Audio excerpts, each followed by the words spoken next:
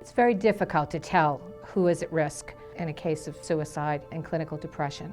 In fact, very often it's the people that are least likely candidates. Anyone can be at risk. Suicide doesn't pick and choose. It could be the class president or the class valedictorian or the student that struggles, the student athlete, the student who is everybody's friend. You just never know.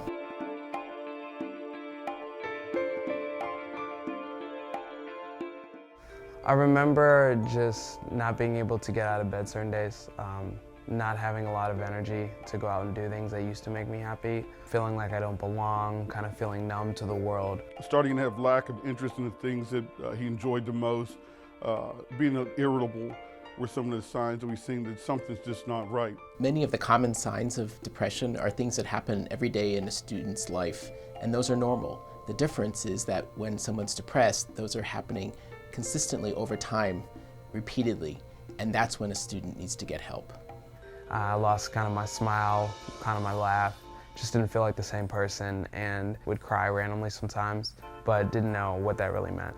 So often, parents and friends around the individual who's in distress write off a lot of that, excuse it to just being a teenager, just having a bad day, and they're unable to see that something's been happening and changing over a long period of time. The pressures that young people are under may be more than what we think, and the things we think that they're just going to brush off or think is no big deal sometimes are a major deal to them, and that was the situation with Jordan.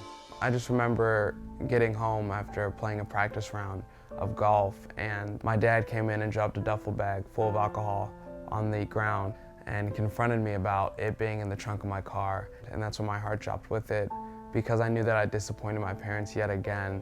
And I walked into my room. My mom came to knock on the door, and by that time when she knocked on the door, I was out of my 9-story bedroom window.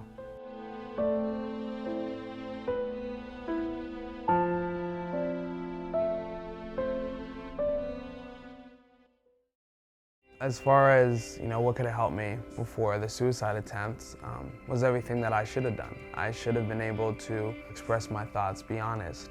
Not drink to have to express my emotions or how I'm feeling. Take my talk therapy seriously, be consistent with my medicine, and not just take it every couple weeks after I start to feel good, because I was denying the fact that I have depression and that I was going through a really rough time, because I wanted to trick myself into believing that I was okay.